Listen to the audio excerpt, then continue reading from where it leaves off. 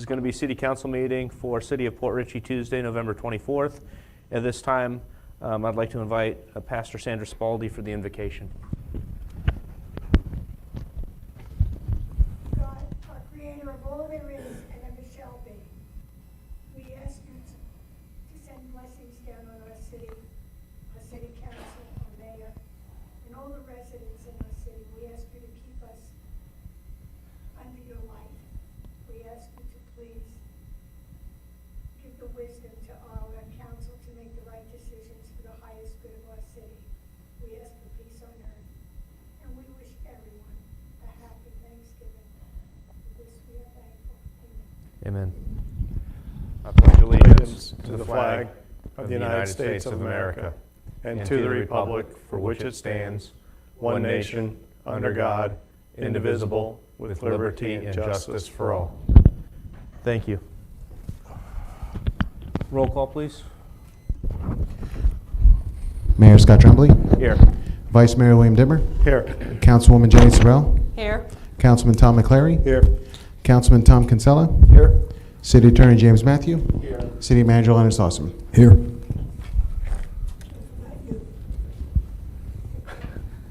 Thank you. At this point, I'm looking for a motion to approve council minutes, and there's two sets of minutes, so I was looking for one motion for both minutes. Motion to approve both sets of minutes. Second. All in favor? Aye. Aye. At this time, we're going to open up with comments from the general public. There's two people that have signed up, and then I'll take anyone else who wants to speak. Pastor Lord, welcome. It's nice to see you, Pastor Lord. Thank you, bless you, sir. First of all, you should have a flyer.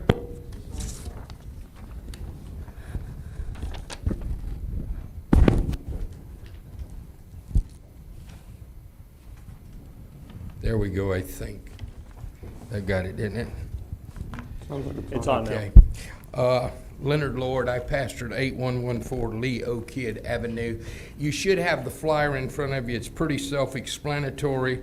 We're going to have a community Christmas dinner celebration here in Port Richey. It's a city thing.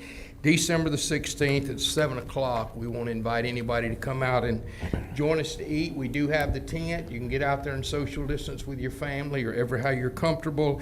And then around 7 o'clock, we want to go out under the tent in the open air, have some caroling, and celebrate the meaning of Christmas and the birth of our Savior.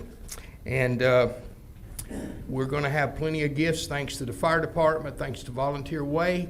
So get the word out that if they're shut in or want to drive through, we can social distance and they can drive through and get gifts and maybe get some hot chocolate and cookies. So that's kind of what it'll look like. Come and eat with us at 6, at 7 celebrate. You can drive through and get gifts and don't have to get out or get as close as you want to be. Okay? And so that will be December 16th. That's a Wednesday evening beginning at 6 o'clock. Also, I'm sure you're familiar with George Washington's Thanksgiving proclamation, but as I wish you a happy Thanksgiving, it just reminds me that he's writing here in New York. It says, "And whereas both houses of Congress have by their joint committee requested me to recommend to the people of the United States a day of public thanksgiving and prayer to be observed by acknowledging with grateful hearts the many signal favors of Almighty God, especially by affording them an opportunity peaceably to establish a form of government for their safety and happiness." And then he goes on to say, I'm not going to read all of it, "And also that we may then unite in most humbly offering our prayers and supplication to the great Lord and ruler of nations, and beseech him to pardon our nation and other transgressions." This was 1789. So if we just remember where we come from, all of it was centered around honoring the Lord, prayer, and thanksgiving to him. And with that, I just want to say have a happy Thanksgiving, enjoy your family, and remember, the good things are usually pretty close to us, all right? Lord bless you, and y'all have a great Thanksgiving, okay? Thank you, Pastor Lord. Thank you. I wanted to see if there's anyone else that hasn't signed up that would like to speak. Show of hands. And then I think there's one less person that signed up. It was Pastor Spaldi. I was going to invite her to the podium. Well, I just wanted to make a few comments. Number one, I think everybody should look around at our city hall, our city workers, our police, our firemen, and everyone that has any contact with our city. And let's be thankful that we have everyone, that we are keeping our city together. It's a wonderful place to live. Let us also be thankful that God gives us the strength to make the right decisions for the highest good of our city, so we will remain a city. And I wanted to be thankful for everyone that puts 100% of their effort, whether they're here 8 hours a day or 6 hours a day. They put 100% of themselves into their work. I know, I go around to all our workers, and I don't know if this council realizes how fortunate we are. And I'm including the police department and the fire department and all of the city workers. I make my rounds, and you people up on council should really do that once in a while to see how well the city is run and the effort of our workers. I'm going to leave you with that. Blessed Thanksgiving, everyone. Thank you, Pastor Spalding. That's all that's signed up from the general public on that issue. At this time, I'm going to open up with comments from our city manager.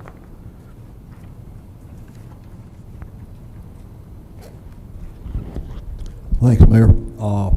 Just a couple of things tonight. I know I had some correspondence from different people the past week or so. One of them asked about department head reports, and I think you all will recall that the October monthly report came out to you the first Monday of November, because I think it was Councilwoman Sorrell who had requested that rather than doing those weekly reports that you get those on a monthly basis. And so we did start that with October. You'll be getting November's probably the first working day or so in the month of December. And so you have those. It was not a council person who asked that question, but it was a citizen. So I thought I would respond. We have, if you'll recall, Chris Martin with Ayers Engineering, or Ayers Associates, I think as they refer to it. They are an engineering firm. They're working on the WOD and all of those enhancements, and so I'm hoping to have something that we can show to you sometime. I know I'll push him, and that's okay. He hasn't thrown anything back at me yet, so we'll keep pushing on that one. And you'll see it. As I indicated to you before, we have put the dredge project channels 1 and 26A back out on BidNet. Those bids will be opened up, I believe it's January the 22nd. As a precautionary measure, I have within the last week didn't meet with, but talked with him on the phone a time or two, Mike Carballa, who is an assistant county administrator for Pasco County. They're in the process of putting some maintenance dredge projects together. They're not as far along as what we are, but if worse comes to worse and we get no bids, he has agreed. And also I had talked to Dan Biles, his boss, the county administrator prior to that. They have no qualms with us piggybacking on their project, if that's a possibility. So that would be an insurance plan or a backup, if you will, if worse comes to worse. With that, I'll try to answer any questions that you might have at this time or later. Thank you very much. Thank you. And if anyone has any questions, they can ask them now, or we're going to go to comments to the council anyway. So, when I was asking for the monthly reports, I guess I made myself confused, gave you a confusing answer and question. What I'm asking for is the department heads to be seen publicly in the council meetings so that the people of Port Richey know and understand who they are and what they are doing on a monthly basis, so they understand what the departments are doing, so that they can look for and watch the progress in a lot of these things. And I think that's a very good way to do it, is through a council meeting. So I really, when I was asking for a monthly report, it wasn't necessarily a written report, but it would be a report per department, so that each department head is seen and that the public actually hears what they have to say and what their projects are. So I'm sorry if you misunderstood what I was asking for. That's not a problem. I have one question. Since we've got a half a dozen or so departments, would you like each department to make a short presentation at every meeting, or would you like to split it up and have it like three at one, three in another one? 3 in one and 3 in another is fine. It's just that they have to be here and they have to be able to make a public statement so that the people hear and see what's going on within that department. It's just a matter of being transparent. We'll, if you're indulgent, we'll start that at the, I think it's our December 8th meeting, if that's okay. I truly appreciate that. Yes, Thank you ma'am. very much, and thank you to the department heads that I'm asking extra work from. If we don't get volunteers, we'll have to draft. I think we can do that. We're going to move on, I guess, at this point to comments from council, and I'm going to start with Councilwoman Sorrell, since you opened up with a question, if you have anything more. No, I have nothing further. And Forget the public. no, we did general comments from the public. However, there are other items that I'll let you speak at when we get back to public commentary. I'm actually okay. Thank you very much.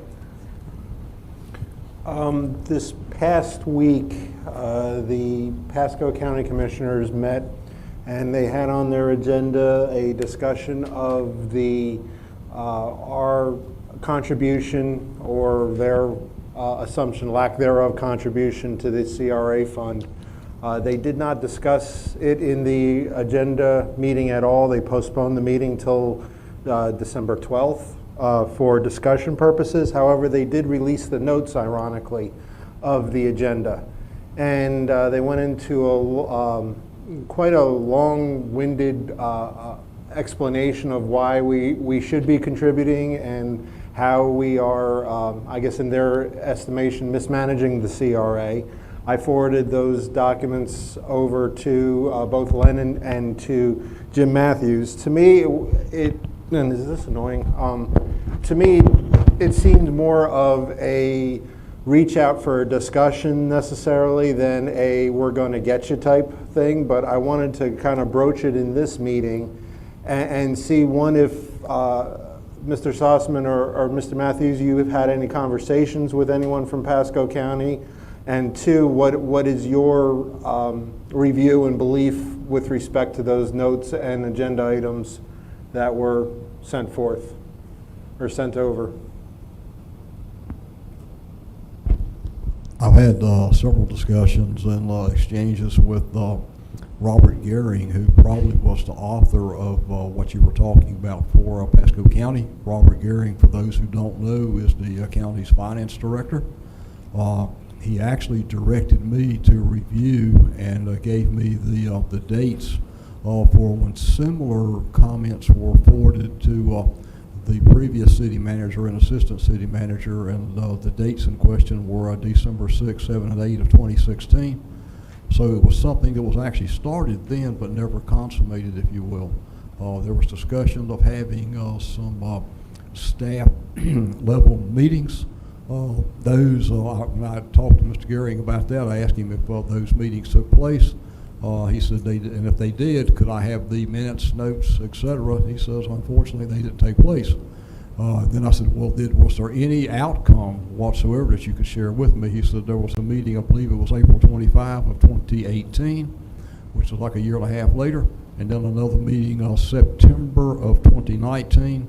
The concerns that they expressed in those documents from 4 years ago were not really addressed in either the meeting in 2018 or 2019. It was more of a high-level discussion that was made. And when I say those meetings, those were meetings between the Pasco Board of Commissioners as well as the Newport Ritchie city manager and their council, as well as the mayor and city council from Port Ritchie, as well as the former city manager and assistant city manager. And I said the concerns really didn't get addressed or answered during those meetings. My assumption now is that since it's kind of laid fallow for a nice time frame now, if you will, that they would like to move on and get those concerns addressed. In my opinion, some of those concerns address, not all of them, but some of them deal with some of the procedural things that have not been adhered to. I'm in the process now of working with staff to get someone on deck to redesign our website. Well, once that's done, we will be placing all of those voluminous documents. And when I say voluminous documents, there would be resolutions that the CRA agency approved at different times, resolutions adopting the budget, annual audits. But there's some very simple things that should be on the website that aren't on the website. Jim and I have discussed it. One of them was so easy to fix, it was ridiculous. It was like, what's the total acreage of your CRA? It's supposed to be on the website, wasn't. So it is now. And so we have started addressing those issues, and we'll address all of them. It just takes time to get that stuff put on. Some of it can be done through hyperlinks, which we'll do where it's allowable, and others cannot be. The biggest concern was, I guess, the lack of progress toward initiating and completing CRA-related projects, if you will. And if we can get the WOD off the ground and running, and some of the other projects that we've discussed, then that should take care of those issues. Okay.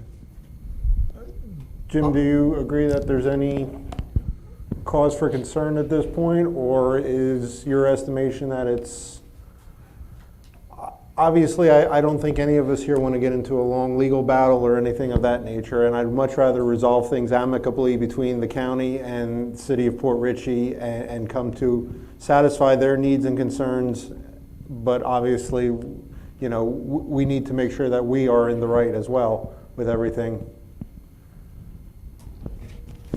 I understand. I don't know if that was you or me. That's about as far away as I can get from it. I understand your question. Give you a better, bigger picture answer. With regard to the county, there's an unfunded mandate to the county. Okay, the county can't, they can complain, you understand what I mean, but they don't hold, our charter for the CRA. It's an unfunded mandate to them. They'd have to go to the state legislature to do something. So with regard to these other matters, some of them are reflective of some minor issues that we're being, and we know these issues. Some of them are the same issues that we're getting questions from the state auditors right now, okay, which find to be a minor, in my opinion, minor, did you cross this T, dot that I? This is over the period of years. With regard to the general language about what, I'm looking at the bottom 80% of this from the county about what you could spend money on. Trust me, it's not as simple as that quote that's there. I could show you cities all over the place, and I think I chatted with the mayor once about that. There's a treatise from the University of Florida Law School, I believe it is, that talks about how you can use it for coastal communities, and they're promoting it. So it's not black and white, and there's been many court cases. There's actually a big grand jury was impaneled 5 years ago in Miami-Dade, and pretty much it comes down to the recommendation was you need to clean up the definition. Okay, so I'm not too worried about what we're using it for. Whether we did it in each budget period or something, I'll leave that to finance. So I'm not too concerned about that. From the county's point of view. With regard to the interlocal agreement, right, I think you had said that at first. We had to answer that question for the state auditor, so I'll read it into the record for you. It's argumentative, obviously, and I'm kind of glad I got the #1 guy in the state to do it that other people use. The support, this is the support for an interlocal agreement that we just had. Support comes from a plain reading of the Community Redevelopment Act, Section 163, 340, subsection 24, which is part of the act. Florida statute defines quote-unquote taxing authority to mean a public body that is authorized to levy an ad valorem tax on real property within the community redevelopment area, which includes the city. I don't know if it was intended at that time when they wrote it, because the city is the whole area, but that's what it says. Section 163.387, subsection 3, subsection B, authorizes the establishment of an alternative funding arrangement, that's what we did, through an interlocal agreement between a taxing authority and the governing body that created the CRA, with the CRA as an additional party. Nothing in the statute indicates that this authorization applies to some taxing authorities but not others. So that's what we're basing the argument on. And we did it before 8 years ago. It wasn't an issue, or 10 years ago or something. So the best legal. Yeah. So am I absolutely positive? Our expert says one thing.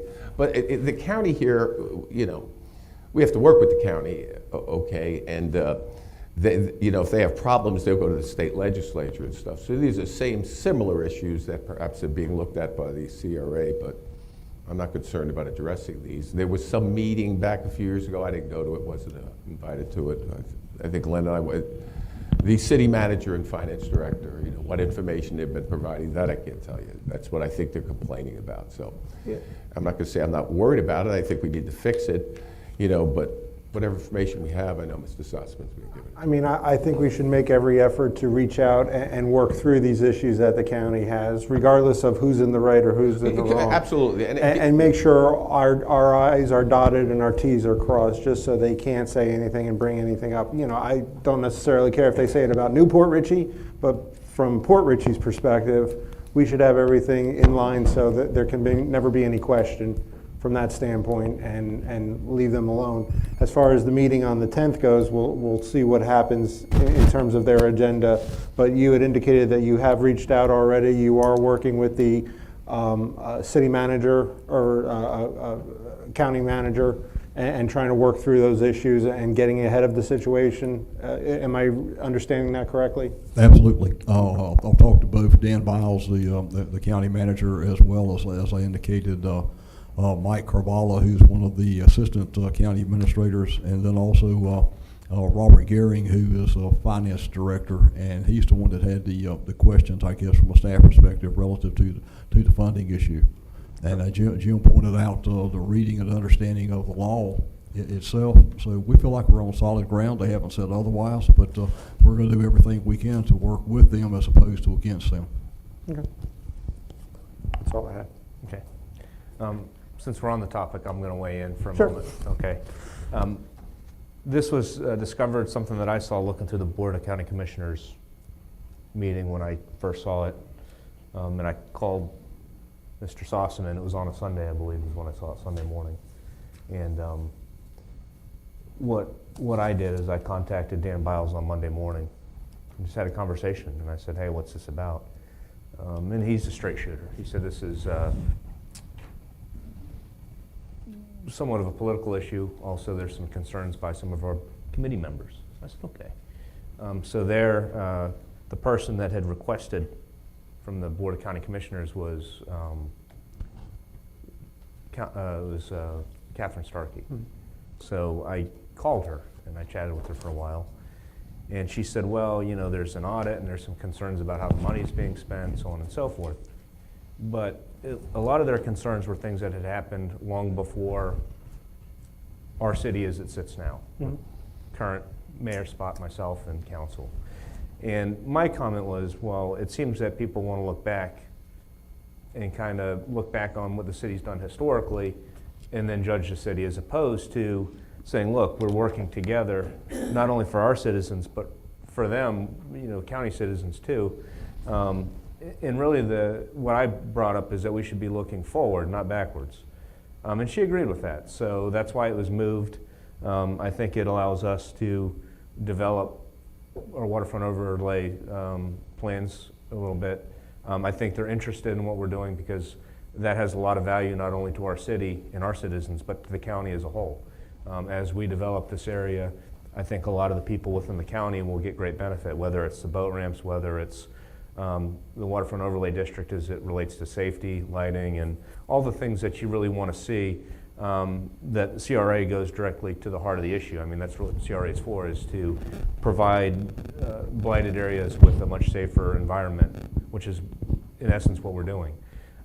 So I think that, that having been said, I think that it's good for us not only to be transparent with what we're doing with our citizens, but to the county and the county citizens as well. because it is their money that's funding it, even though it's by mandate. So as it relates to the CRA, I think we should be open with them and share the information. That having been said, I've been working with Mr. Sossaman to put together some of the information that we've discussed here in council that's public knowledge, and to bring that to them so they can view it at that time. And I was going to invite anyone on the council that wants to go speak or weigh in on it. I'm going to be there, and that way we can answer any questions, not necessarily bind the city, obviously, in any way, but any questions historically and kind of the vision that we've talked about.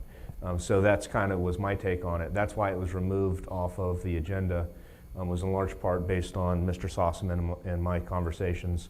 I spoke to all of the people on the Board of County Commissioners with the exception of Mr. Mariano and Mr. Oakley. So I've talked to some of the others. I've talked to Mr. Wells. I've talked to some of the newer people that have come in, and I've had some ongoing discussions with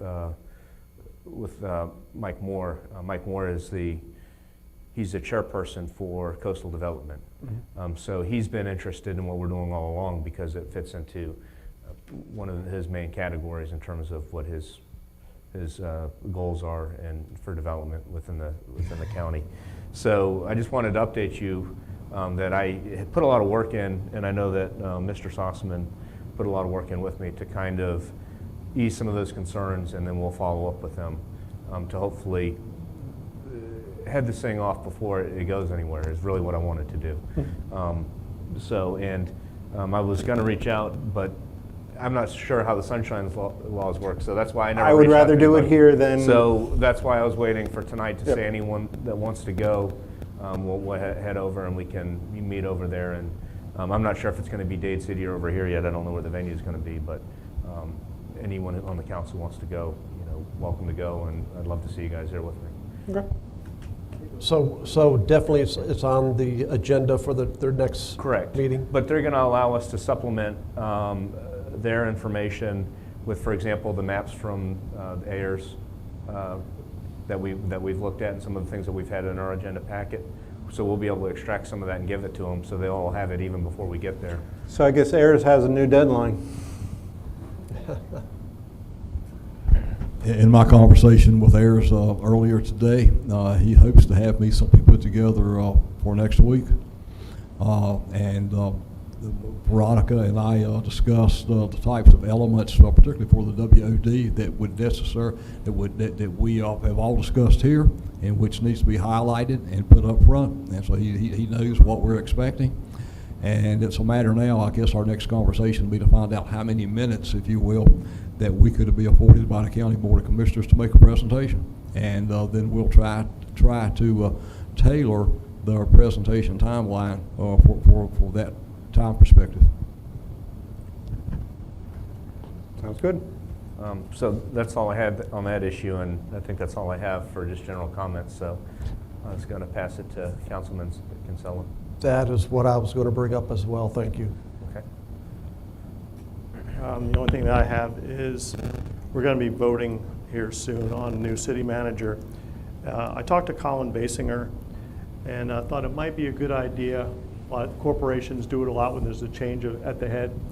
An organizational review, the structure of the city, our employees, our evaluate structure, staff efficiency, and all those things. So there's kind of a transparent and clean slate, regardless who comes in, that we can all see how things are working in the city. So I was thinking about asking you folks if you'd like to see something like that, maybe on an agenda to discuss on the next agenda. Absolutely. Yes. The only caveat is, I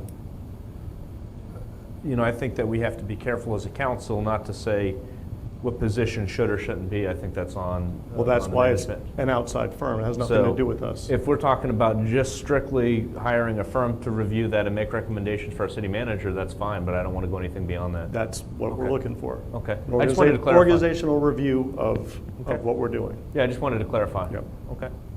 And I'm fine with that, if that's okay. Mr. Sussman, By we put on consensus, for is the next everyone okay agenda with to that? discuss? Okay. Okay. Thank you. That's all I had.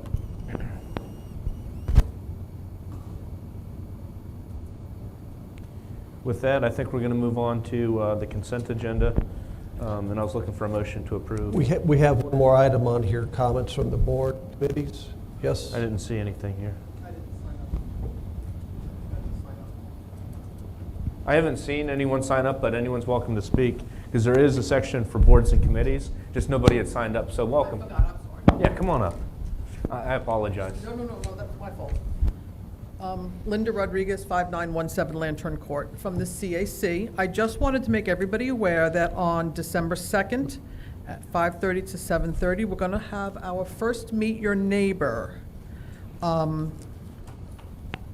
at Whiskey Joe's. So what we are going to do, Mr. Dittmer had suggested we have the What time is it? 5:30 to 7. He had suggested that we do the voting, expand the voting to that. So we're going to have it there as well. So we're going to put that again on the flyer and get that back out so we can hopefully get more citizens involved and get more voting for that. But it'll be the first one of the new year and post-COVID. So if you would like to come, we'd love to have you. Okay? Any questions? No, thank you for the Very announcement. good. 5:30 to 7, yes, sir. Whiskey Joe's. Yep. No, December 2nd. So right around the corner here. Yes, sir. Yep. Next week. Very Okay. good. Thank you so Thank you very much. much. I apologize for not signing up. Thank you. Come on up, Mr. Mueller. Thank you, Mayor. Dave Mueller, 5439 Blue Point Drive. The question that I had is, we have an opportunity to have public comment after every major agenda item, with the exception of the city manager's report. And my concern is, I think the public needs to have a speak to that, because something that he might present, they might have ability to comment on. And in my case, I think it would be beneficial, to the, community at large, if they can weigh in on all the topics that are presented. It's just a format change. And I had a conversation prior to this with Sal, and he indicated that, we haven't done it that way. But just because we haven't done it that way doesn't mean we can do it in another way. So anyway, I'd like to see that added. With regard to the reports, I appreciate getting department reports. I don't know what the format looks like.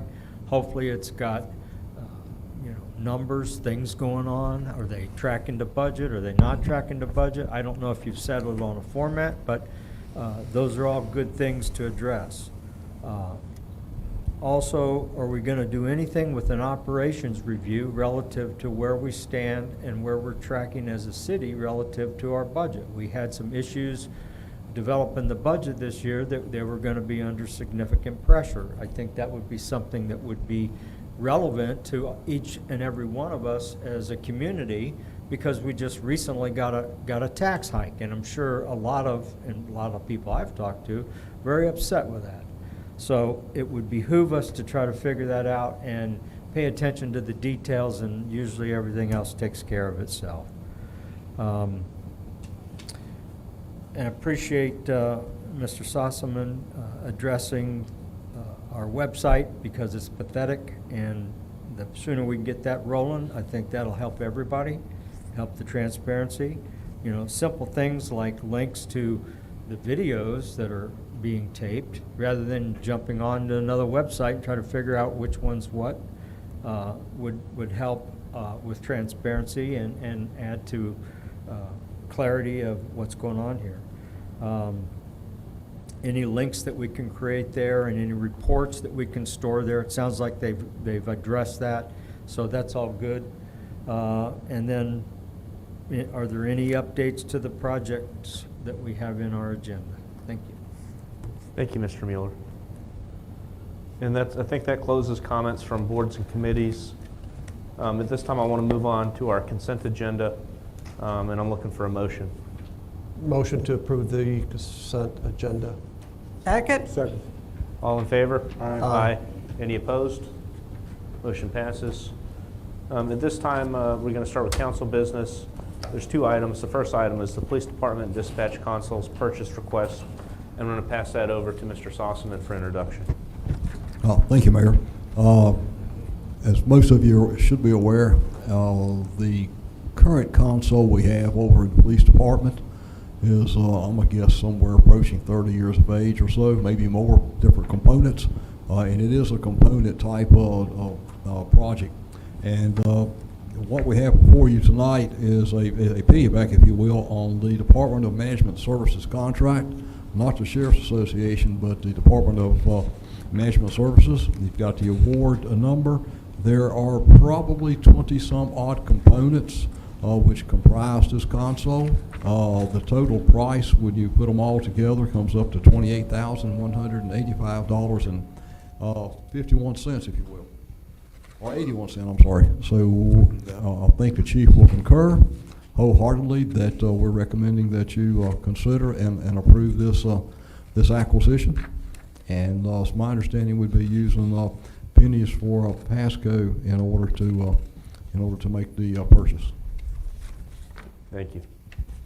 I was going to direct a couple questions towards our chief, if that's okay. The first one is need-based. I mean, just because the equipment's old, I'm old too, but that doesn't mean I don't have any value on loping. You can be replaced. So, I don't know this equipment. I'm not familiar with it. Can you elaborate or explain why it's out of date or why it needs to be replaced?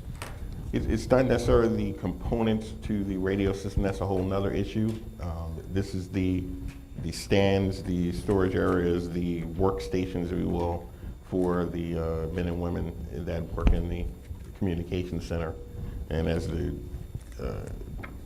Sossaman mentioned, that we got those from Pasco about 15 years ago, and they got rid of them after they were done with them. So they're going to be 20, 25 years old. If you look at the pictures, you'll see that the wiring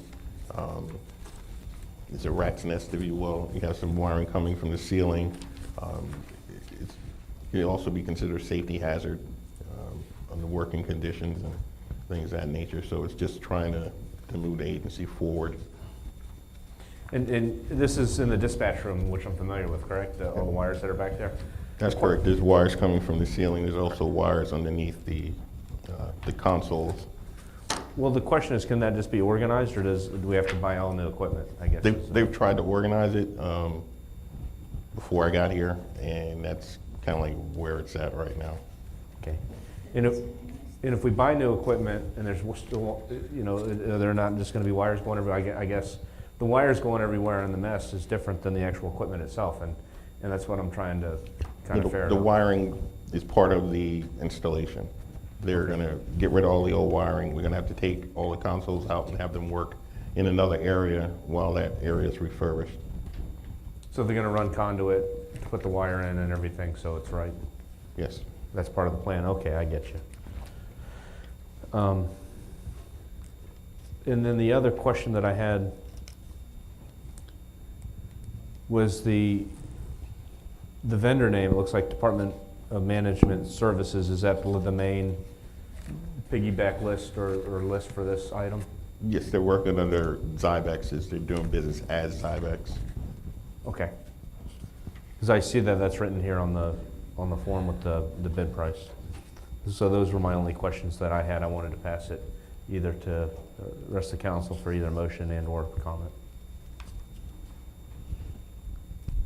I've been kind of paying attention to the dispatch situation for several years now. It's been kind of pitiful back there. Those people are stuck in that room. They cannot leave that room, if I'm correct. They even have to eat and everything else back there. So it would be in our best interest and their morale if we just gave them the best situation to work in. And finally, it's starting to look like a professional police department dispatch system. And with the new system that we've got in here, it only makes sense to start clean and get it all done for these people so that they can get their job done in the best atmosphere that they can possibly have. Was this a budgeted item? That was the other thing I wanted to ask.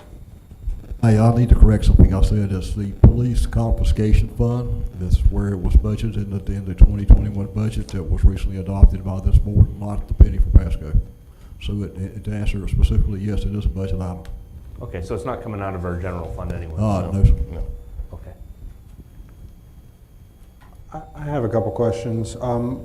This is basically for buying new desks and the associated CPU shelves, power bars, et cetera, et cetera. We're just buying the desks themselves. You had mentioned that the equipment is aging as well.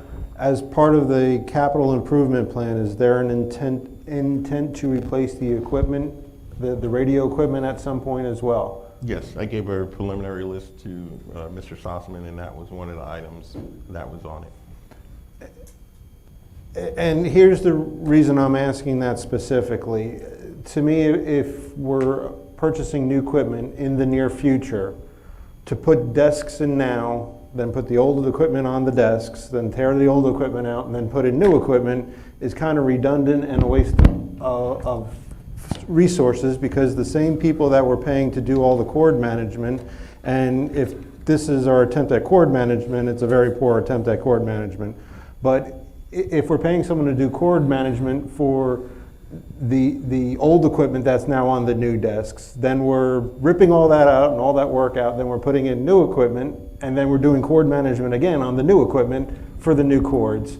It seems like we're kind of double doing work, when if we're have in the near future plan to do new radios, new whatever, and I'm all for getting you guys the best equipment we can reasonably afford, but let's also do it efficiently as well.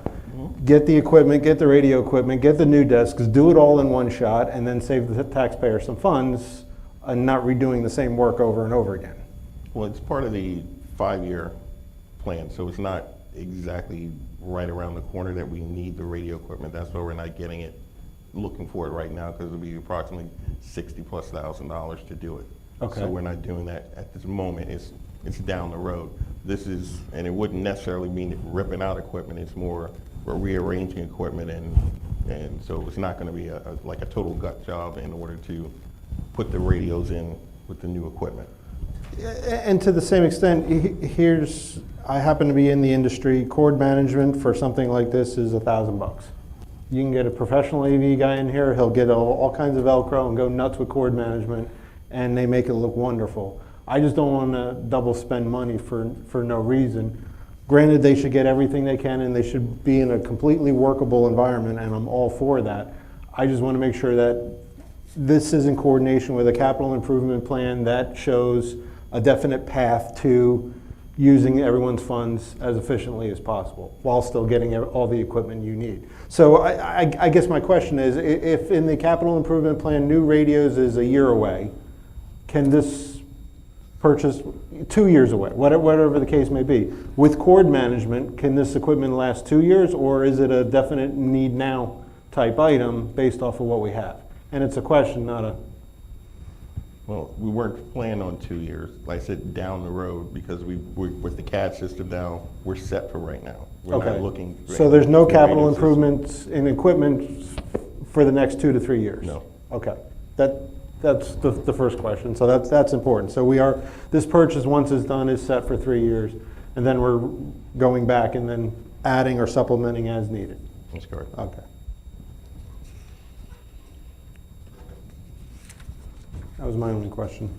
Okay. Did you have any? Everybody answered the three that I had. Was it a budget item? Was it coming from Penny for Pasco? And should we put new equipment in at the same time? So I'm good. Okay. At this time, if there's no further discussion, I'm looking for a motion. Motion to approve the attached proposal from Ergo Flex Systems, Inc., DBA Zybex Systems for the amount of $28,185.81.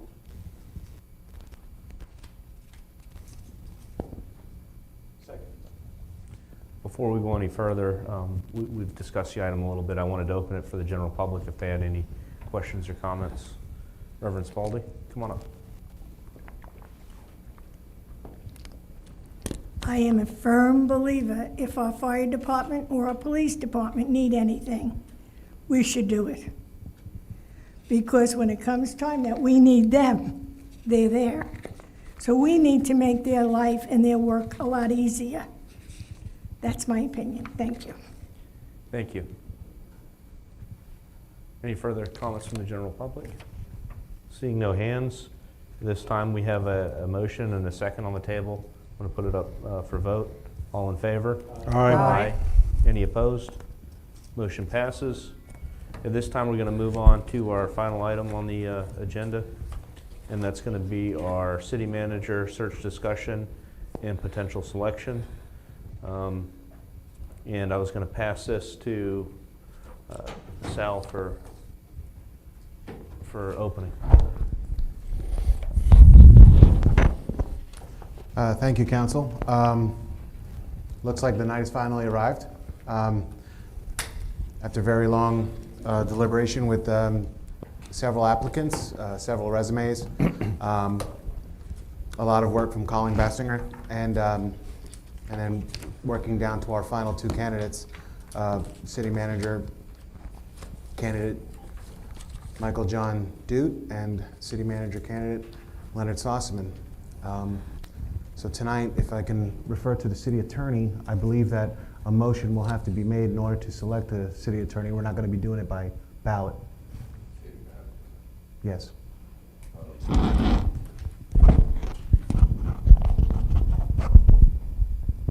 Mr. Sussman just told me he was stepping out, just to be fair.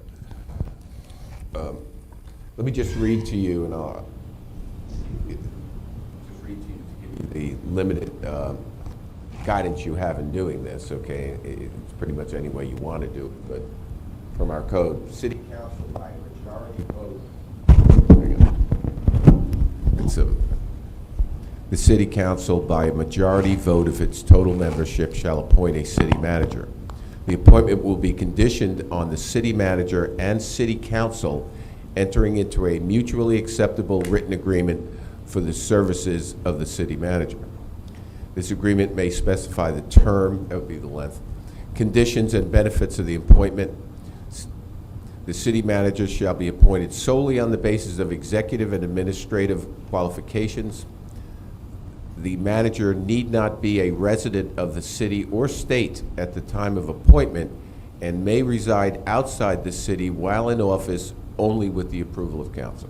Those are the only legal requirements you have pursuant to our code. As a practical matter, you can have discussion first. You would do this like any other motion, okay? Then there would be a second on the motion, and then you would, of course, have further discussion on this subject, and that's when public would have their input, okay, after a motion is made, or you can do it beforehand. They definitely, after the motion's made, have a right to input. And then generally, once you choose someone, I could tell you historically, is generally you'll say, well, you know, usually I do it, and you can have anybody else do it, but when you say negotiate with that individual, it's pretty much see what their requirements are. Do they want a 1-year contract, a 2-year contract, a 3-year contract, how much they want to be paid? You could put parameters on it, you know, sending me or anyone else out to talk with them, whether you're going to give them a car or phone and those kind of things, you know, benefits. So beyond that, and so in other words, when you decide who you want, it's subject to a written agreement, I guess. All that long explanation is, even if you make a motion that we're hiring this person, it'll be subject to reaching an agreement on the finer points. Okay? Does that help? Yep. And if I may, I was hoping to open the discussion on this issue, if you guys are okay with that. I spent a lot of time with this issue, because I think it's probably one of the biggest issues that we face as a city moving forward, and one of our more important decisions. One of the reasons I'm dressed the way I am tonight is this was given to me by one of our citizens way back when I was first elected. So I think in representing the city, we really have to look at a balance between what's really the main interest is going to be the citizens within the city and our voting base to what's in everyone's best interest. This is one of not just the toughest decisions, but I think the better positions we've been in as a city, because after watching the interview several times over, because there were things that I missed when I was sitting here, but when I watched it a few times, I picked up on certain things from both candidates. my humble opinion is this council could pick either one of those candidates, and I think either one would move the city forward in a positive direction. And I think they're both well qualified, and quite frankly, I liked both of them. I like both choices moving forward. So that was my take on that. And with that, I wanted to just open general commentary. And when I looked at it, I didn't really see any criticisms for either candidate. So, you know, like I said, it's really positive moving forward, because I think that whether we pick one versus the other, I think we're going to be in a much better position than we have been in the past, you know, moving forward at this point. I do have one to add to the generalized before we get into the individual. I think both candidates are likely going to watch this at some point. I found it funny that Len kind of left the thing. He probably went and turned on YouTube so he could see what was being said, but I imagine the other candidate, Mr. Dude, is watching as well. No matter who's selected, I think both should take our comments as not criticisms, but constructive criticisms of what we saw, how they can improve themselves. But even the successful candidate, if not everyone voted for them or anyone had comments to that, use that as tools to move forward for the city, because I know I am reacting to comments from both the department heads that I've spoken to as well as citizens that I've spoken to. So that's constructive criticism that I may comment on, not necessarily against either one of the candidates, but as a positive tool for moving forward. This is what some of the residents want to see from the successful candidate, and move from that. So I'm saying that in general to the two candidates who are likely watching YouTube right now, that please don't take anything that is said here negatively. It is in the best interest of the city and the best interests of the candidates, so we can make the best decision possible. And you know, take it as a path. Take even the criticism as a path to move forward. And with that, the other thing I think that's important, at least from my end, is regardless of which direction this council goes and who they select, I would be 100% supportive of either candidate at this point moving forward. So, you know, I think that's important to put out there. So, you know, I don't want either one of those candidates to come in and say, well, you know, it was a 4-1 or 3-2 vote, so I'm already on the outs. And it's not like that. I think that in my take, even though I may prefer one over the other slightly, that doesn't mean that I wouldn't support the other one 100% once they're voted in and once they're here. So I just wanted to kind of clarify. With that, I wanted to just pass it around for kind of just general comment. And I agree with what you're saying, Mayor. We have two very good candidates, and it's going to be a decision that could go either way, but I feel we're fortunate with what we have, and I think it's time that we do move forward.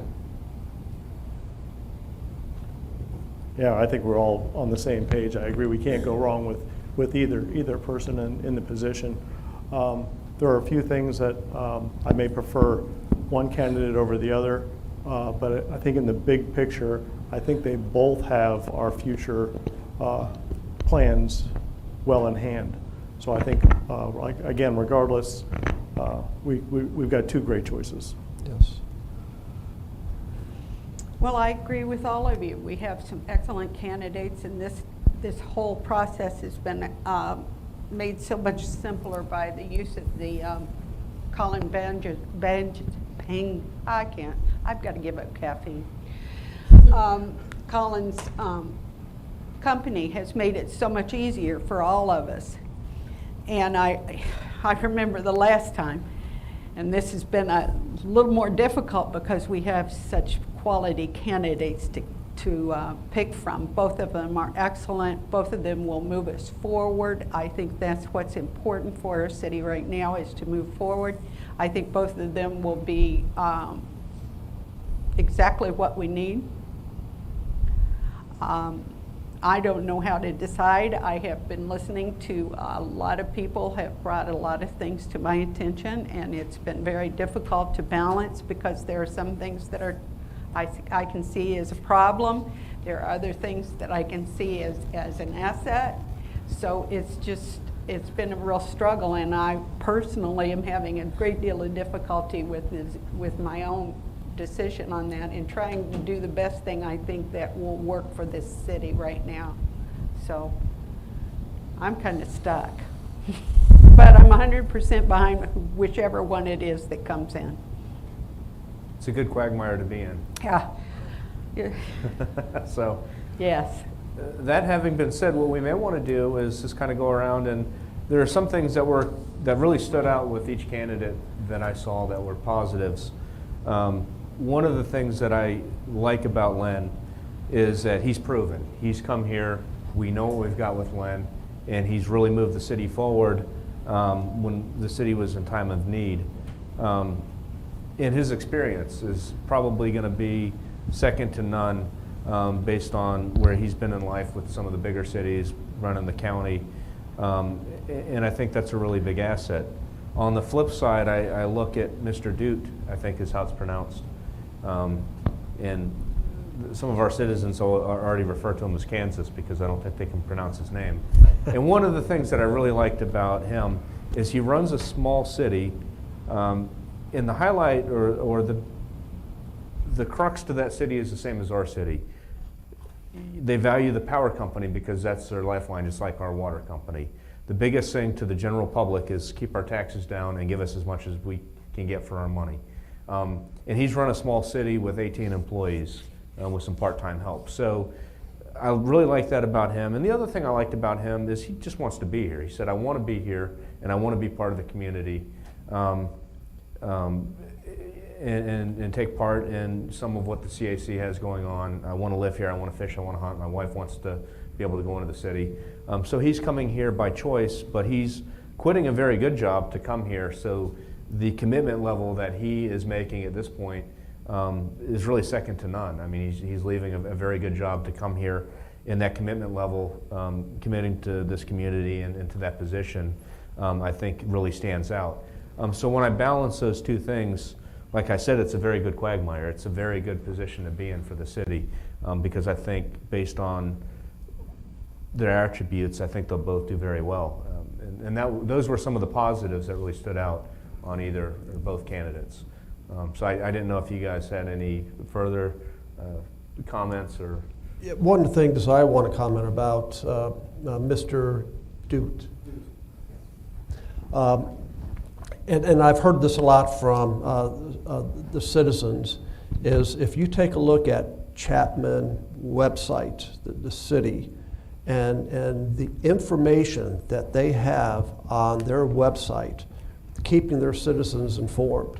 I've been in this city 3 years and on this council over a year, and we're still asking for our website to be updated and to get the information out there to the citizens. And he's done that with their city. Another thing I was very impressed with is his involvement within the city, getting to know the people, the businesses, the organizations, and being a part of. He's like taking ownership of that city, and I was very, very impressed with that. Again, this is the information that I received from our citizens, what they're looking for. Kind of echoing both your statements and your statements, one of the things that truly impressed me is Port Richey is a small city. It's also a very tight-knit city. Everyone knows everybody here. One of the things Mr. Dute said is he wants to go out and meet everybody. He's going to spend a certain percentage of his time to go out, meet all of the local businesses, all of the local organizations and the people, and really be a representative of the people. Obviously not elected, but coming from a strong, our charter is a strong city manager, weaker mayor, and council oversight. To have a leader of the city willing to go out and speak with everybody, wanting to go out repeatedly to speak with everybody and get that input, I think is very valuable and something that our citizens would look, very favorably upon. Also, Chapman is an extraordinarily similar city, albeit not size-wise necessarily. We're twice the size, or a little over almost 3 times the size. But again, as you said, in the operations, it's a power company. It's a utility company that provides a substantial portion of the income for the city.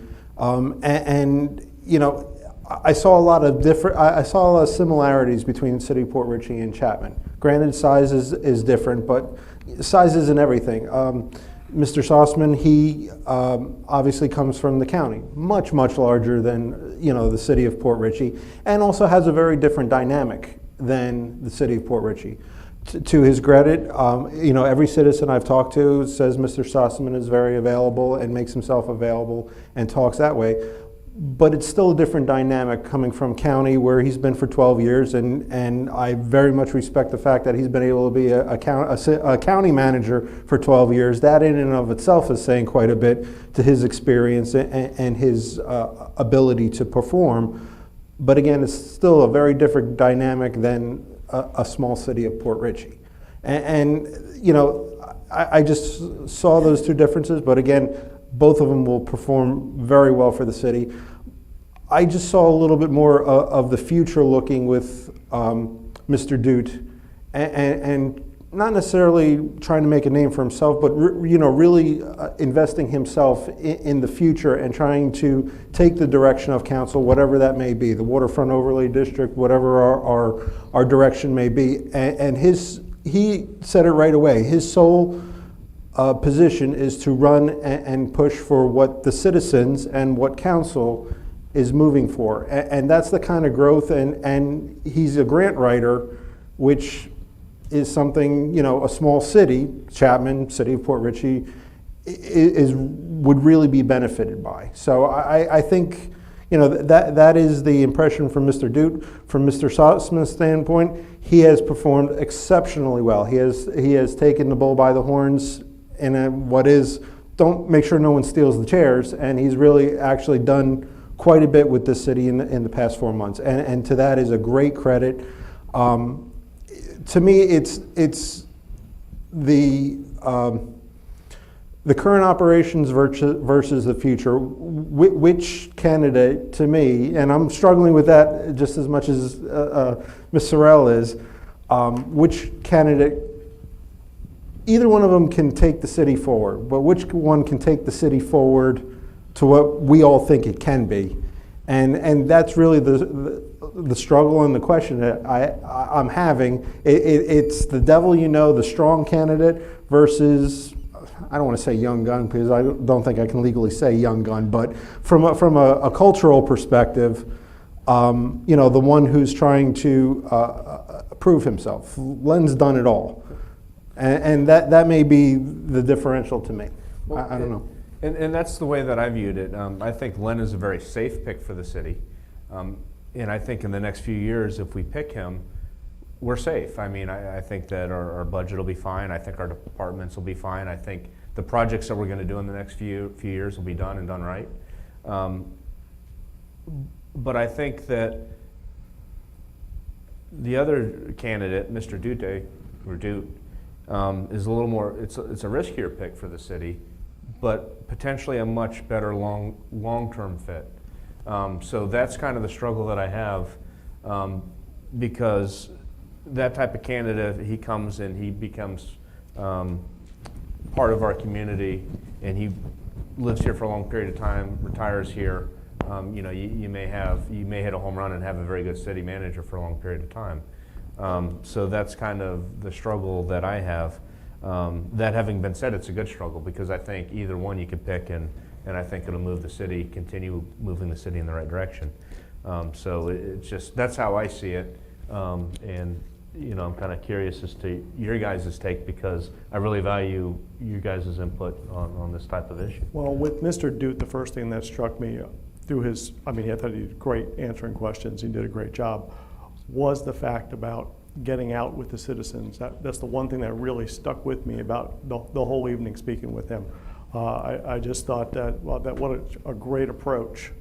So that's one thing that stuck with him, and with Len, Mr. Sossman, the way he came into a city that was basically struggling. We were having some hard times. The way he jumped into the seat, and it wasn't words, it was actions. So we saw stuff turning right away. So that is what really impressed me with Len. It was hands-on, not sitting back, moving forward, and he didn't act like he was a temporary in any way. In any way, he was going to move us to what our goals were in the city, whether he was going to be here for 3 months or for a long term. So again, it's a balancing act. I like the hands-on approach to Mr. Dute. I thought that's the part that stuck out the most. But again, what really got me with Len is getting in the driver's seat and moving forward instantaneously. It was seamless as far as I was concerned. And speaking with staff, it seemed to be to a lot of them as well. So those are my points. Y'all haven't helped me. That's okay, we didn't help ourselves either.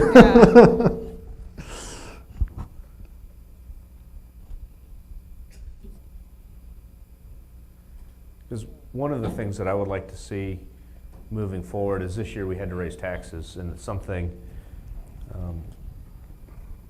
that I didn't want to do, would never want to do again.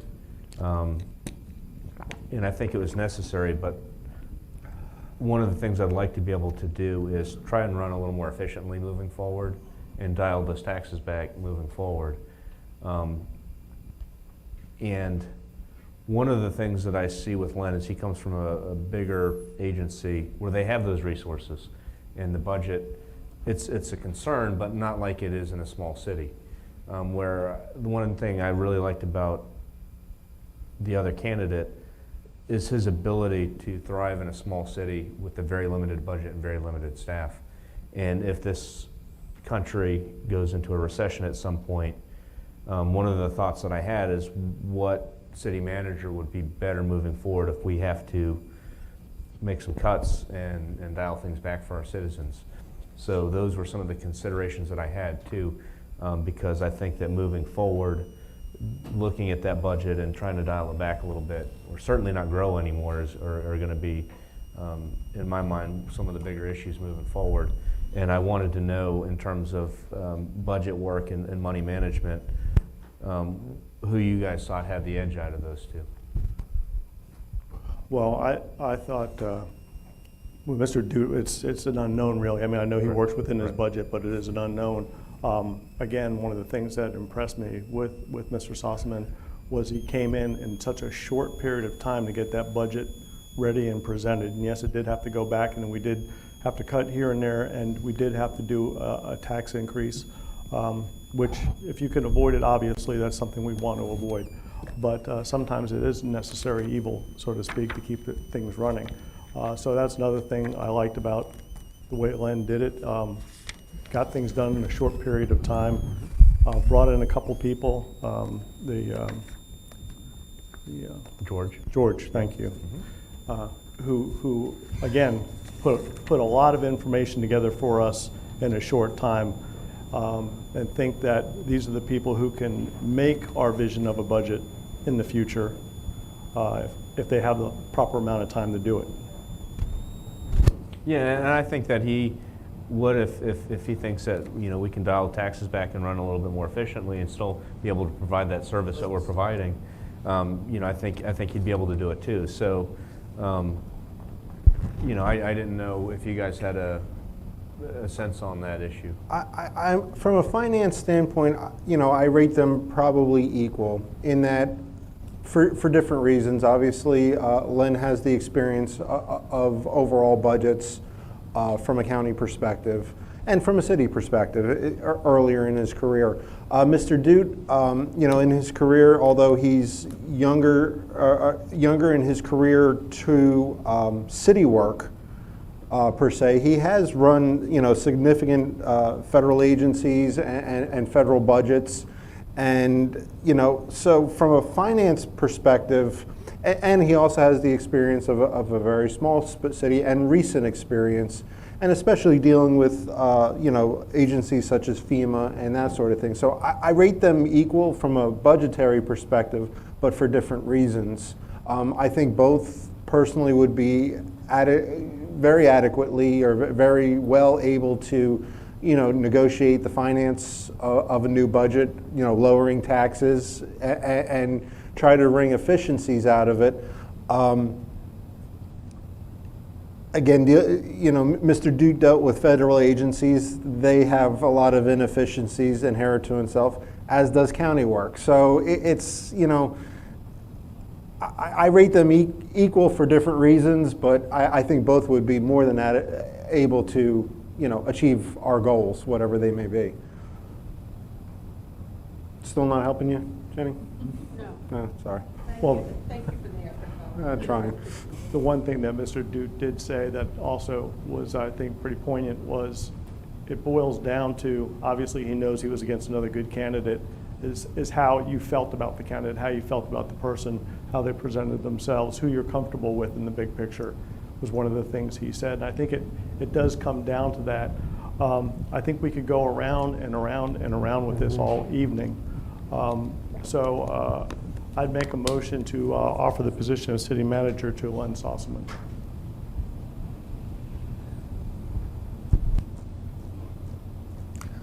Second.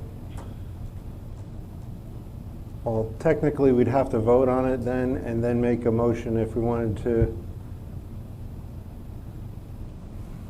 see the voting of the other candidate too. So it's either, we have a motion and this, well, Well, you we have a gotta go. motion and a second at this point.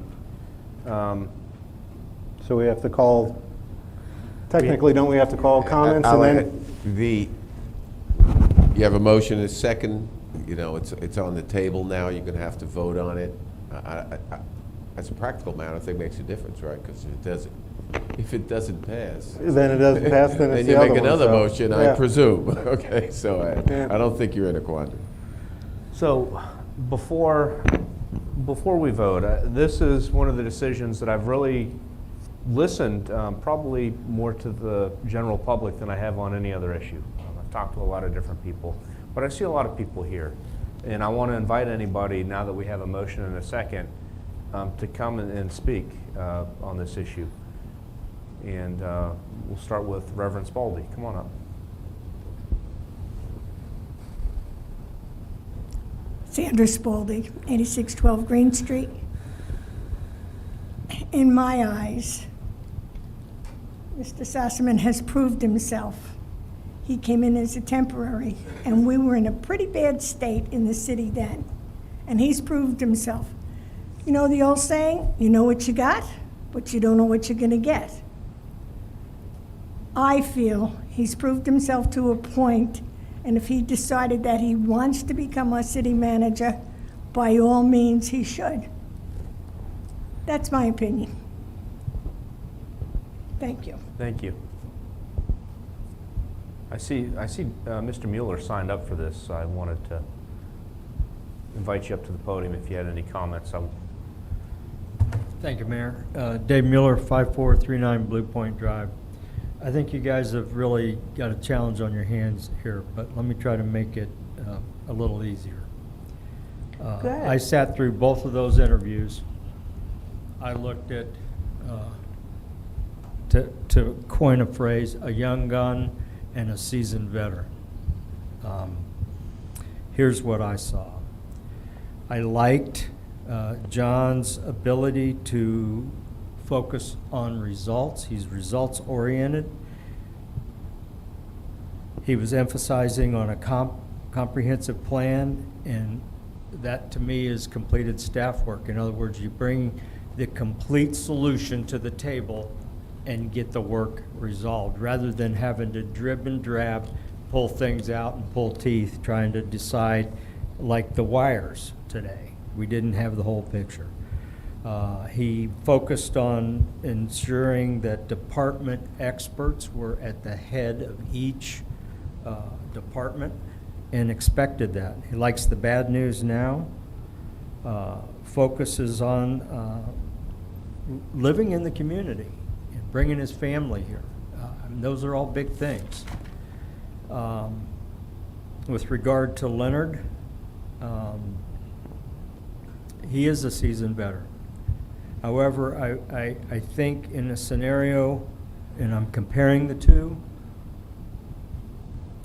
Leonard is more involved with the bureaucracy, and let's just say he's not the guy on a lean staff that can roll up his sleeves and get all the little pieces dealt with. I think John could certainly excel in that area. He also has the scenario with grants, which we sorely need. You know, I've been asking for an operations report, haven't seen one. Councilman Sorrell's been asking for, Councilwoman Sorrell. Councilwoman. sorry.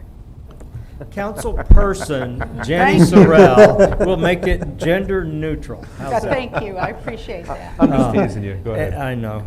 I don't wear a hat anymore either. Did you notice? Thank you. I appreciate it. I'm looking like this guy over here. Anyway. Anyway, you made me lose my train of thought. But to make a long story short, asking for department reports, haven't got them. I heard Leonard indicate something about we need a strategic plan. And if he really wanted the job, why wouldn't you start with a strategic plan on day one when you're here and you'd realize you didn't have one? Like I said, I favor John. It's a break from the old blood. It's a new opportunity. I think he'll excel in the position, and I would certainly recommend him for the job. Both of them are qualified. Thank you. And I see other, come on up. Mrs. Scherer, how are you this evening? Still single. Well, That's a heck of a way to start. It keeps calling me Mrs. Yes. Oh, okay. I don't have a husband anywhere that I know of. Sherry Scherer, 7802 Davis Street. I first started out by reading the resumes that were posted on social media. And just from reading the resumes between the two candidates that you have now, I prefer Mr. Duday, or Dute, over Mr. Sossaman. I liked what he said. I was here for the interviews. I really liked what he said. I thought he was going to be a good fit for a small community in which he could grow with us, because I think we're planning on growing a bit. I'm glad Mr. Sossaman jumped in and was able to do what he did. That's kind of why we hired him. He had a lot of experience. He could do that. But I think Mr. Duke will be with us for much longer and be able to accomplish a whole lot more. So unfortunately, I'm not in your seat. I have no conflictions. I know who I would vote for. So I just wanted to let you know what I thought. Thanks. Thank you. Come on up, Pastor Lord.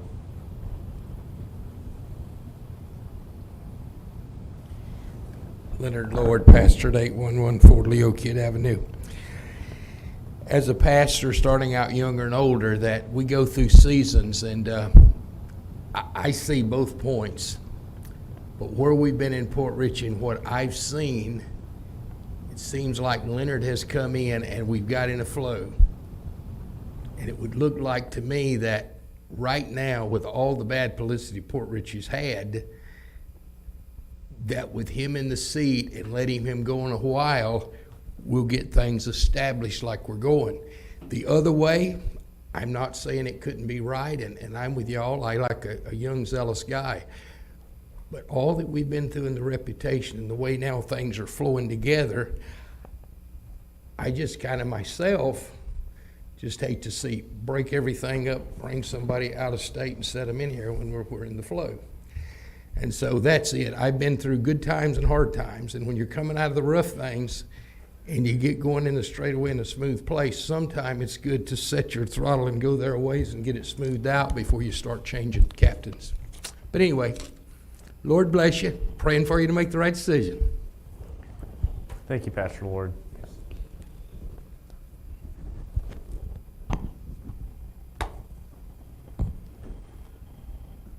With that, is there anyone else that would like to speak from the general public? We have a motion and a second. Now we can either call a vote or we can have further discussion amongst council. One of the things I want to bring up, as Pastor Lord brought up about the past of the city, the dark side of it, that's been going on. There's been a lot of what I observed from previously, a lot of good old boy type atmosphere here. I think what the city needs is some fresh blood, someone from the outside coming in and taking a look at the city as a whole and give us new direction, new ideas. Not that Mr. Sossaman can't do that, but I'm also concerned about, how long he's going to be here. Mr. Duke indicated he plans to be here for quite a while. And when we had the interview with Mr. Sossaman, it seems like everything he talked about was in a few years, 2 to 3 years. And I never heard that a long-term commitment, and that's what I'm concerned about. He may come on board, stay a few years like he talked about, but I think what the city needs is a commitment, a long-term, and a fresh look to help us move forward. And one of the issues that I have picking the city manager at this point, which we have two excellent candidates, is one of the things I really liked about Mr. Dute is he talked about kind of the vision of the city and what the city plan was, what the long-term plan was going to be. And that comes from us. And I think that one of the things we need to do as a council moving forward is to make sure that we have that kind of plan and that vision. Because once we have that vision, I think either one of those candidates are going to move us forward. And both were very clear that whatever we mandate or whatever vision we pick for the city, they're going to follow it. Which I really liked about both candidates, because I think both would be able to do that. So I think the vision comes from us. I think that the problem with trying to commit to a city manager for more than 3 or 4 years, that's the average lifespan of a city manager right now anyways. So like I said, I think it's a risk to go with Mr. Dute because we don't know what we have. He's proven where he's at, but for some reason, Port Richey, this city seems to grind people up and spit them out. I looked, and I see laughter out there, but I look at some of the prior politicians that we've had, and there's just been issues. And when I say politicians, whether it's city management, whether it's the mayor position, other people that have had these leadership roles within the city have struggled in the city. And I don't know if it's indicative of the city or the people. And the people, when I say the people, not the general public, but the individual person sitting in whatever position that struggled. So that's the one thing that I do like a little bit more about Len is I think that he, with his experience and wisdom, can manage, at least in the short term, some of those political undertones that the city's faced, which gets us through for the next few years, where we're not in the paper for all these contentious issues that the city has had in the past. So that having been said, it's a really tough decision because there's a motion and a second, and I'm pretty close to 50-50 on these two candidates. I mean, just continuing that conversation, one item that Mr. Duke did mention in talking about contentious situations and rival political whatever, and I mean, there's something to be said when someone sits down and puts an AK-47 on the desk, and dealing with that in Baghdad or wherever else he was. I'm sure he's been in some tense political situations before, probably equally as intimidating, if nothing else.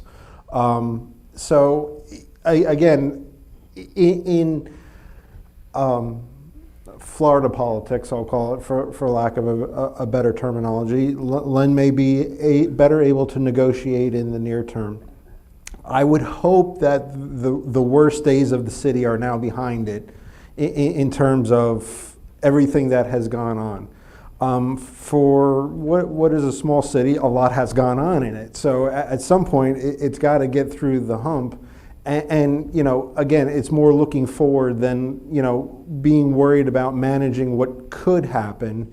It's let's take control of our destiny and say, okay, well, this is the best people that we can find for the positions. This is the best path that we can, as a group, put together for a vision and then move forward. Forget about what has happened in the past. We cannot change the past. We can't manage to the past that happened. I'm sure everyone here, knowing what went down, would have done something differently. Well, that's great. That's a learning experience. But you can't live in it. You have to push forward and say, okay, where's our best foot forward? Where's our best path forward? And who's the best for the job with the vision that we intend to put together? And so, you know, and I appreciate Mr. Sossman. I think he would be better able to he would have better been able to manage what had happened in the past. But I hope, and I think everyone here hopes, that that past never happens again. Correct. So we shouldn't manage to the past. We should manage to the future. Yeah, but there's still fallout from that past, and that's one of the concerns that I have. Because you have this fallout, and it's not just with our policy making, which, you know, we talk about internal policies, talking about trying to change things to, because obviously the city's under scrutiny. That's one of the fallout pieces. And he's very well versed in dealing with some of that fallout in the short term, okay? So, you know, I'm still sitting where I was before, where I think in the short term he's slightly better. I think in the long term you have a much better shot with the other candidate. So that's still the quagmire that I have. And I don't know if there's a right or wrong answer. I think that it's one that I think everyone's got to do a gut check and vote. Well, at some point we're going to have to vote for it, so we might as well just vote for it. I don't think there is a right or wrong answer to this. They're two perfectly qualified candidates, so it's just all of us have slightly different visions of what we think, but what's better for the city, either one of them will work for the city, I think. One of the things that was my concern too is in the middle of the CRA stuff. You know, we seem to be moving on the right track. Changing captains, as Reverend put it, at the last minute might not be the best for the city in the upcoming future. So, like I said, But to that end, I hope we're looking at the vision past 6 months from now. yeah. So, and again. What you know, what you don't know. Exactly. You could flip a coin. So let's vote on the darn thing and see what happens. All right, I'll call the vote. All in favor? Aye. Aye. All opposed? Nay. Nay. There we So go. we have 2 ayes and 3 nays. Motion to hire Mr. Dute as city manager. Second. All in favor? Aye. Aye. Nay. Nay. Motion passes. Okay. Now, do we have to go into the details of what we want to instruct? Or, well, I guess we need to establish who we'll be contacting and negotiating on our behalf, and then Yeah. what we want to instruct. Happy with that. Yeah. I was going to say, let him do it, he's better. Yeah, He's done it once or twice. No, you can do this any way you want, but you have what he was making and everything. I presume you know those figures. To speed it up, not that there's any rush here, and you got the 4 days coming up. Obviously, I would contact him tomorrow. He probably knows already. Give me your salary demands. What are the other things? Go through the list and get it to you. You know, as quickly as he gives it to me, and then you'll see if you're in the ballpark or whatever of where you're going. Do you understand what I mean? Because God forbid you don't reach an agreement with him.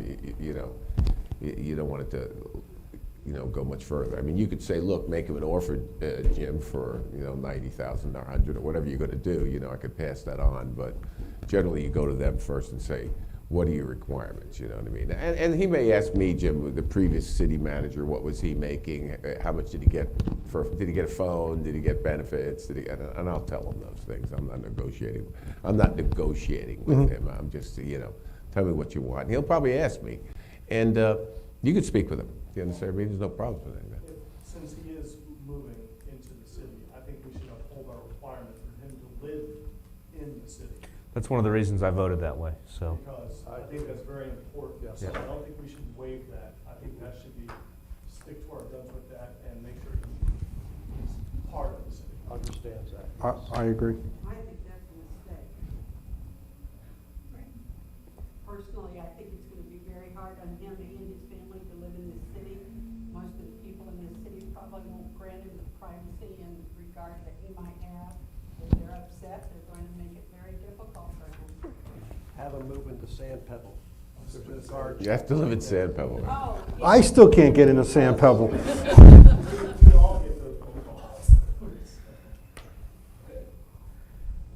So one of the things that I think that nobody's really talked about that I think is very important on this type of position is whether or not he needs to be removed for cause or not for cause in the contract, because Florida's an at-will state, so by, I think, Florida law, we could. But he is a consultant on a week-to-week or month-to-month basis, so the contract just ends. You're talking about Mr. Sossaman? No, I'm talking about Mr. Dute coming in. Yeah, he's talking about Mr. Dute. Oh, I'm sorry. Yeah, Okay, because I got normally in a confused. contract, you would have to spell out whether, if he's voted out, if it's going to be for cause or not for cause. And Let me comment on that. Does everybody understand what the lawyer's saying here? Yeah, Sorry. Now that we know who you're talking about. We have a code provision, okay, which has a process for terminating the contract with the city manager. You have to bring charges, you tell them what's wrong, you understand what I mean, and then you hold a vote on it. So usually, the last two city managers, I don't think had a at will, but it wouldn't have taken that out of the code. Do you understand what I mean? You got to remember, if you sign a 2-year contract with somebody and 1 week into it, you don't like the way they look and say, well, is it at will employment? They're going to sue you for 2 years worth of the contract. So generally, the standard is going to be for cause, but in accordance with the code, something that's, that language I would have to discuss with him. And generally, it's pretty much you do something against the interests of the city as opposed to, just because we don't like you anymore, you think we're going in the wrong direction, then you're going to have to live for the rest of the contract or pay him out. And no severance could be greater in that scenario. I believe it's 6 or 8 weeks. I forget the state statute on it. So I'd get back to you with that after I would speak with him, That's kind of some of the finer details on, if you're going to make him live in the city or not, or that'll be an important thing. I mean, there could be, I don't know if he lives in a $500,000 home or $2 million home, you know what I mean, or $50,000 home. That's up to you. But I think that contract-wise, we would probably want to generally offer them similar to what they've had in the past in terms of benefits, the phone, all that stuff. I'll explain to him what we've done in the past Right. and tell him what I think, will go, and then pass that on to you as quickly as he gives it to me. I'll shoot an email to all of you. But the This vote is subject to a contract, yes. But the $120 to $130 question is we got to figure out a salary. Well, can't let him come back to us first. Yeah, let him come back with off And then sheet. we'll Okay. figure that out. we? Okay. You don't want to throw all your cards on the table. Yeah, I mean, No, he okay. knows you've read this. He knows what these numbers are. Okay. Yeah, and do me a favor, I'll send an email to everyone at the same time, and don't start a conversation between all of you, but yeah, I'm good with that. Or if anyone, you know how to do a special meeting. If we get down to the detail and you want to move it faster, just call for a special meeting, contact Sal. I'll try to do it as quickly as possible, one way or the other.